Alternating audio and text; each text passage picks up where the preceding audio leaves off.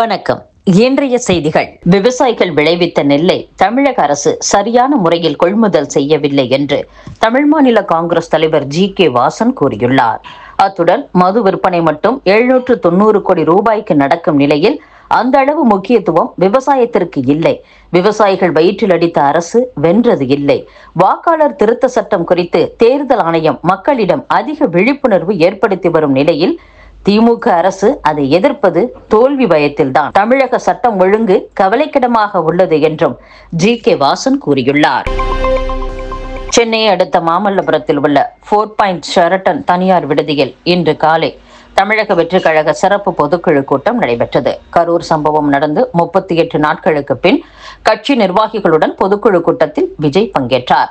இந்த கூட்டத்தில் பங்கேற்ற மாநில நிர்வாகிகள், மாவட்ட செயலாளர்கள், பொதுக்குழு உறுப்பினர்கள் என 1400க்கும் மேற்பட்டவர்களுக்கு வாகன பாஸ், அடையாள அட்டை ஆகியவை வழங்கப்பட்டிருந்தது.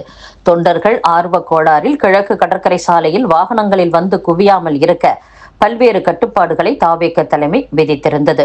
அதன்படி அடையாள அட்டை வைத்துள்ளவர்களை தவிர மற்றவர்கள் யாரும் வரவேண்டாம் என்று தாவேக தலைமையில் இருந்து அறிக்கையும் வெளியிடப்பட்டிருந்தது.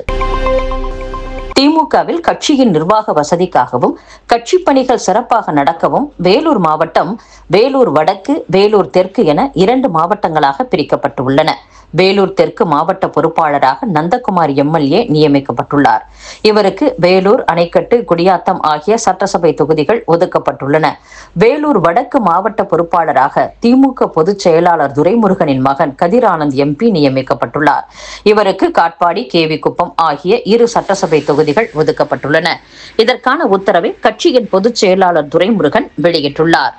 வேலூர் மாவட்டத்தில் வன்னியர் சமுதாயத்திற்கு முக்கியத்துவம் இல்லை என்ற குறையை போக்கவும், வரும் சட்டசபை தேர்தல் செலவுகளை முழுமையாக ஏற்றுக்கொள்ளும் வகையிலும் வன்னியர் சமுதாயத்தைச் சேர்ந்த கதிர் ஆனந்திற்கு மாவட்ட பொறுப்பாளர் பதவி வழங்கப்பட்டுள்ளதாக கூறப்படுகிறது. ஏற்கனவே வேலூர் மாவட்ட திமுகவில் 5 சட்டசபை தொகுதிகளை வைத்திருந்த நந்தகுமார் நாயுடு சமூகத்தைச் சேர்ந்தவராக இருந்தாலும் துரைமுருகனின் சிஷ்யராக கடந்த 30 ஆண்டுகளாக இருக்கிறார்.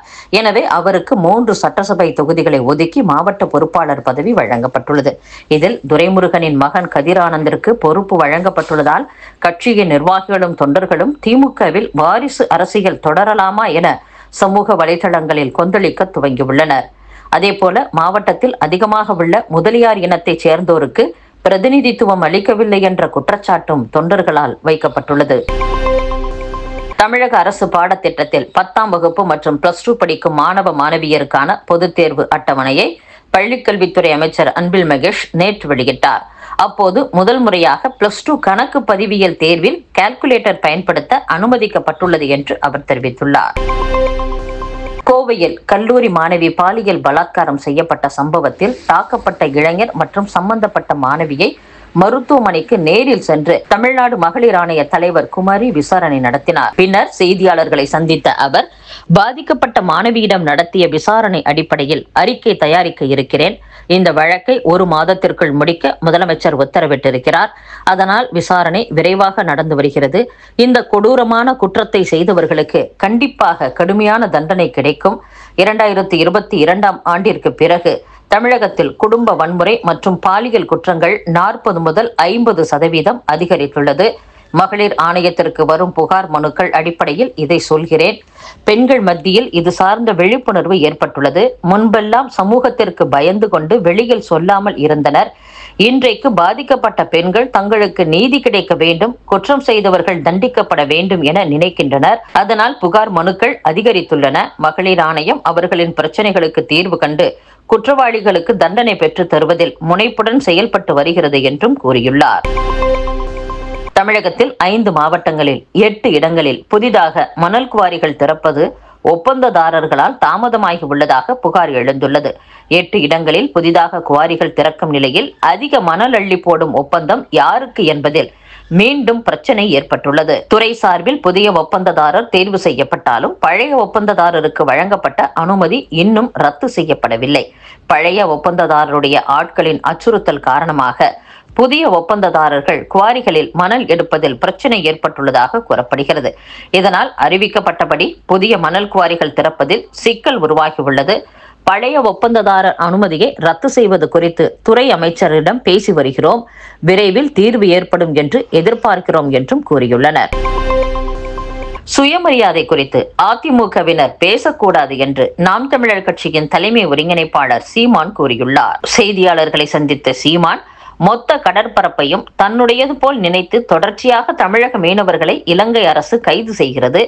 எங்கள் மீன்வளத்தை தமிழக மீனவர்கள் திருடிச் செல்கின்றனர் என காரணம் சொல்கின்றனர். இதெல்லாம் ஏற்புடையதா என்றும், நடிகர் விஜயை பார்க்க தனியாத ஆர்வத்தோடு மக்கள் கூடுகின்றனர். அது தவறு என நடிகர் அஜித் சொல்லியுள்ளார். அந்த கருத்தில் நானும் உடன்படுகிறேன்.